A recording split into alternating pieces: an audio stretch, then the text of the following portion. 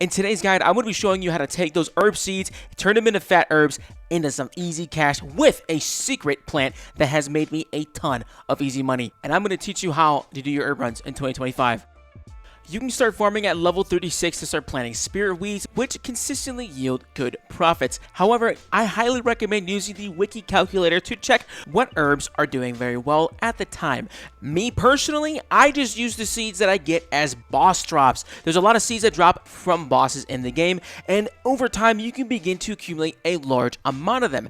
Because you are getting them from boss drops, you're going to be making the most amount of money just by getting the seeds that you accumulate over time, and I recommend just using the seeds that you get as slayer drops and boss drops. If you do decide to use the calculator and you buy your seeds on the Grand Exchange, just be aware that this will affect how much money you actually make on each herb run. Now let's talk about the gear that I like to use for my herb runs. Number one, I like to have the magic sutures on my tool belt, as well as using a green fingers aura. I use the highest tier of legendary, granting a 15% chance to yield an extra crop for my herbs, as well as a juju farming potion, which doubles the yield from all of your herb runs. I have a scroll of life from dungeoneering, a full master farming outfit. I use the farm ecology relic from archaeology, which prevents all of my plants from dying. I use a explorer's ring 3 or higher for the direct teleport to the cabbage port. I use the Trollharm farm teleport, which is from my Big Arms adventure, and then I have an ectophile, which allows me to get straight to the Mauritania patch,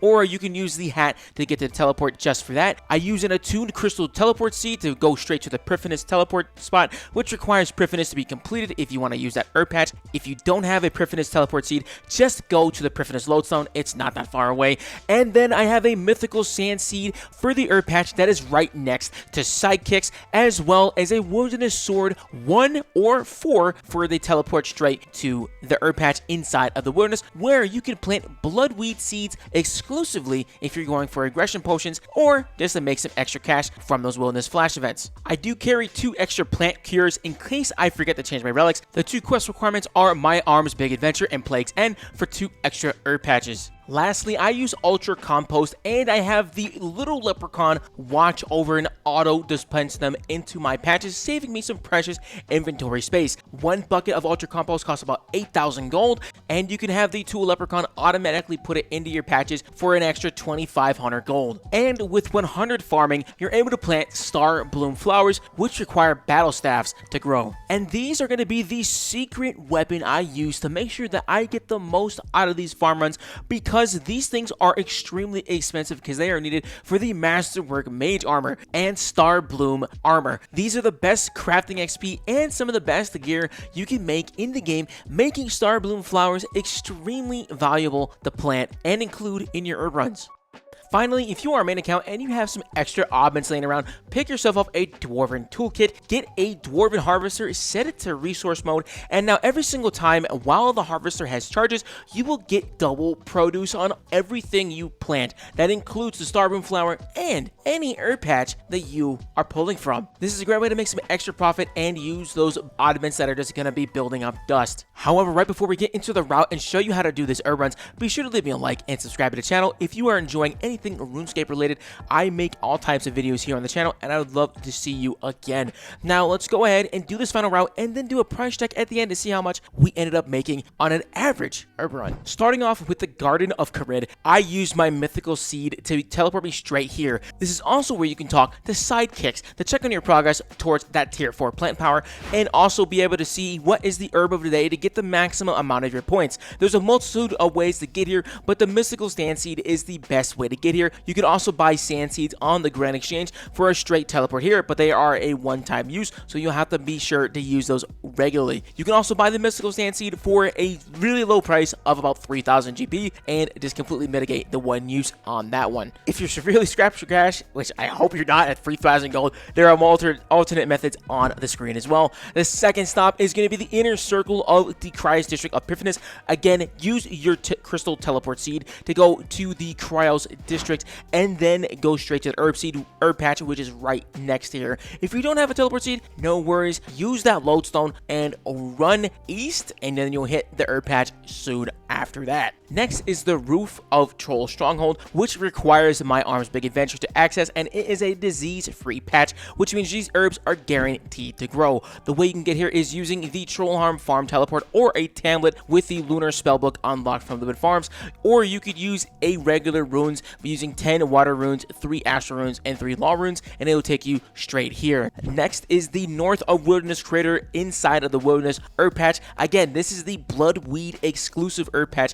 which is the only spot in the game where you are able to grow bloodweed herbs. This is also where you can use that Wilderness Sword to teleport straight to the herb patch by completing the easy Wilderness Diaries and unlocking the Wilderness Sword 1. Highly recommend it because the lodestone is a little bit too far for comfort for me on this one. This is your friendly service announcement that the wilderness is indeed a safe space and your cheeks will not be clapped when you go to pick up some fancy weeds. Next is the herb patch south of Falador. Use that Explorer Ring, teleport to the Cap Port, and here you are. If you don't have the Explorer Rings 4 or 3, you can go ahead and use the Falador teleport or a clan teleport using the Vexillum or the Port Serum or the Draenor teleport or an Amulet of Glory teleport. There's so many ways to get to this patch. It's ridiculous. But this is one of the very first patches where we are going to be checking our Starbloom flower. The very first patches that we showed are going to be herb exclusive, and so you want to make sure to get those ones out of the way. That way, when you know you finish this run, you've hit every single possible thing to make money and maximize those profits. The Starbloom flowers grow faster than the herbs, so you can do these more regularly. However, I just keep them on track with the herbs. That way, you knock everything out in one go. Next is the West of Port Phasmatis patch, which is inside Mauritania. You can get here 2 different ways that I recommend. The Ectophile, which is from the Ghost of Hoy quest, or you can use your modified farmer's hat to get to the patch directly. If you have neither of those options, don't worry. You can use the Canvas Lodestone and run slightly east, and you'll find yourself at the patch in no time. This will be our second Starbloom patch that we'll have that with flowers. I also recommend, this is a great activity to use on mobile. This is one of those things I actually like to do in my work break, or like if I'm taking a toilet, you know what I mean? Just taking a nice big fat one and just sitting there chilling. This is a great time to do an herb run, not gonna lie, because you're just chilling. It's like the perfect amount of time that you should be there, and then you don't gotta spend any extra time. As soon as you finish that herb run, picking those sweet weeds and dropping bombs, dude, it doesn't get any easier than this. And this is also something I do right at the end of my boss hours. Imagine you just finished up a nice fat hour of Raksha. All she dropped were some Arbok seeds. Throw them in a patch, dude. Easy shmoney's. Our next patch is going to be the Ardoin Manor Farm. Best way to get here is actually the Lodestone, or if you have the teleport here from the Ardoin Diaries, absolutely easy way to get here. One of the best farms easily to do your farm run. You can actually make this one maybe one of the last ones you do. That way you can weave in those player-owned farm harvesting sessions, get those big old chinchompas chomping. And this is one of the things I did as a core way to get to 120 farming. Highly recommend doing this. This is actually my opener to my 120 farming run before I started doing my player-owned farms and then going into my dino farm. Absolutely stupendous way to make some money back while investing in those skills. And this will be our third Starbloom patch again. These things are an absolute money printer, dude. Highly recommended. The return on investment is insane, and I'm so excited to show you right after the next patch. And our final herb patch and flower patch are going to be in Catherby. Best way to get here is just via the Lodestone. Lodestone is literally right next door to it, and it is perfect because it's right next to a bank as well to see if you need to get anything else for your further farm runs. This is going to be the final one for the run. This is how I like to do mine because it just ends off on a decent note, and I know after running through every single patch, I've hit all of the flower patches and all of the herb patches in the game because we started off with the herb patches and we finished off with our flower patches. Now let's go straight into this price check.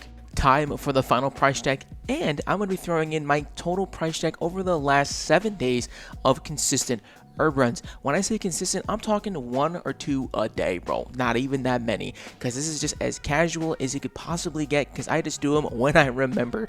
I do an average of 80 seeds per run and 4 Starbloom seeds with 4 battle staffs, and I will not lie, I was very surprised with how much money the Starbloom seeds were making me. They are consistently selling and reliably selling because they are needed for the 110 crafting methods, as well as people going for 120. And because Starbloom seeds require a farming level of 100 to plant, they're kind of scarce to grow, and they're in high demand. So that low supply, high demand deal is definitely working in your favor if you start to plant these. I did a mixture of torchstone herbs and spiritweed herbs, and I was pleasantly surprised with how much money I ended up making. I made an average of 3.6 to 4 million gold per herb run from the herbs and the Starbloom flowers, and over the week I made a total of 41.6 million gold with a total investment of about 3 million. Absolutely insane return investment, something you can just do a little more consistently than I have and get way bigger profits. Thank you so much for watching. I hope you enjoyed the video. I hope you learned something new today, and if you enjoyed the content, be sure to leave me a like, leave me a comment on what you'd like to see next, and I'll catch you in the next one. Be sure to check out our live streams. I enjoy your company, and I'll talk to you later. Bye!